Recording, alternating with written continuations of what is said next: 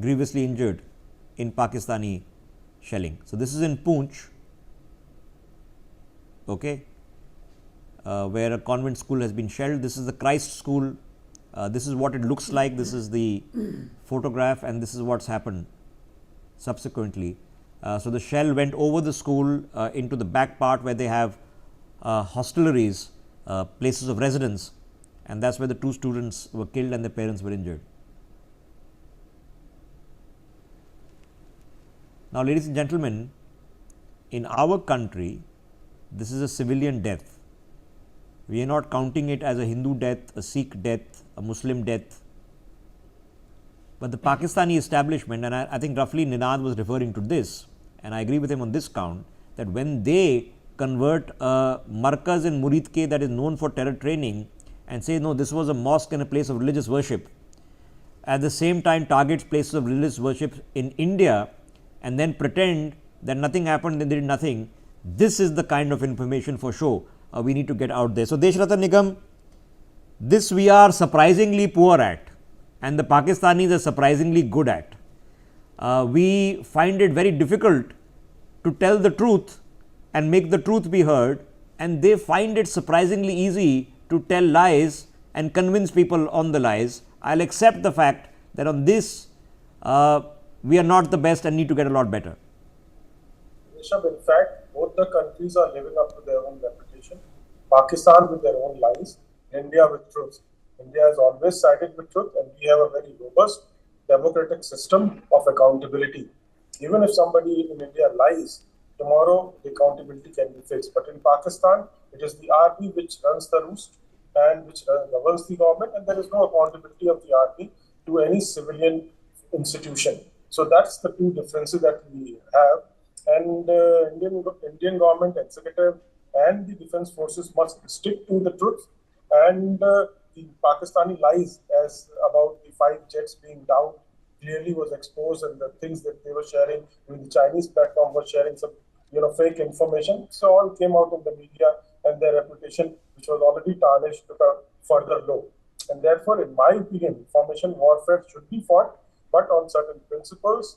Yes, India has its own reach, Indian social media has its own reach.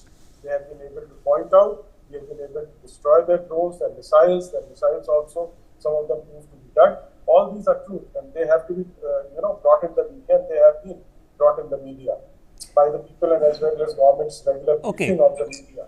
So, yes, so now the other secondary assumption is, I think, and roughly to what Ninad was suggesting, is we've often made the mistake that this doesn't matter, that communicating what is actually happening, as long as you're on the side of the truth, okay, you know the F-16 came, you know that munitions from the F-16 were fired, you have recovered the munitions, okay, so you say, oh, but this is what happened, and the Pakistani says, what, F-16? No, we never used any F-16, this never happened, it's a figment of your imagination. What happened in Balakot was that, look, a couple of trees were slightly injured, and perhaps 1 crow had a heart attack, and please come BBC, CNN, Al Jazeera, we'll show you.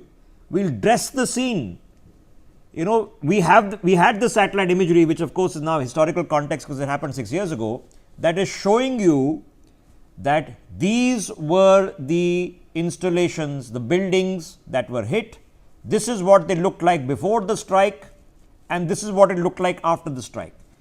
And then you have a third set of satellite imagery of the Pakistanis going in, removing all the debris, removing all the structures, and then calling BBC, Al Jazeera and CNN and saying, यहाँ तो कुछ था ही नहीं, लोग 2 गड्ढे बन गए, ठीक है, एक बेचारा कौवा को हार्ट अटैक आ गया, बस इतना हुआ है, हमें ना भाई इतना है पता नहीं, okay. And Al Jazeera, BBC and CNN will say it, that India injured 2 crows and few pine trees were damaged. So we have done some, of course, ecological damage in POK, and that's the claim that they'll make. So Ninad, on the other side of the tree, we've seen something different, and it was generally unexpected, because on day 1, when the press conference was held, the actual footage of us with our reconnaissance abilities that were tracking or lighting up the laser on these sites from the drone telemetry, everything was put out there. There has been no room left for anybody's imagination in this country or abroad of what took place. So, a change in tactical approach has certainly happened on this information front.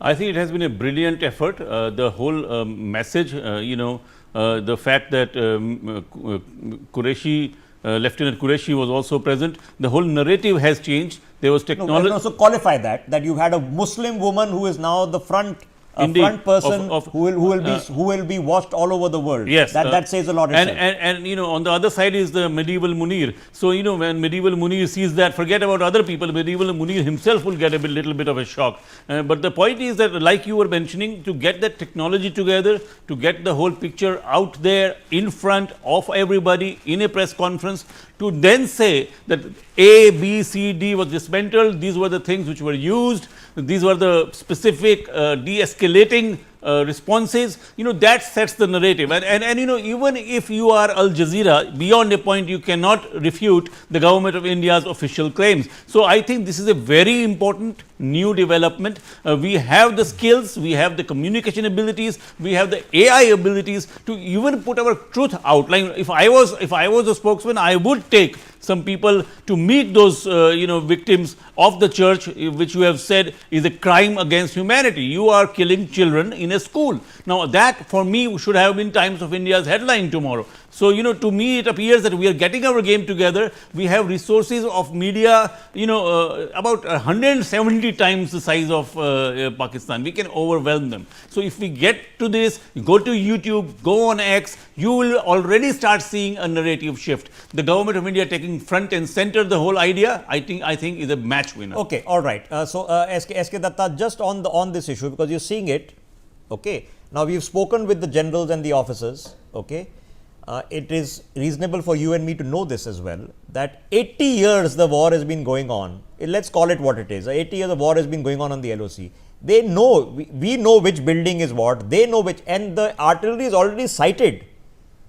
You already sighted, you don't suddenly show up, haan ji cover nikalo gun se, haan ji kahan marna hai. You already have sighted these positions. So this is not accidental, that this is not collateral damage. This is what they've actually targeted. They knew that this was a Christian school.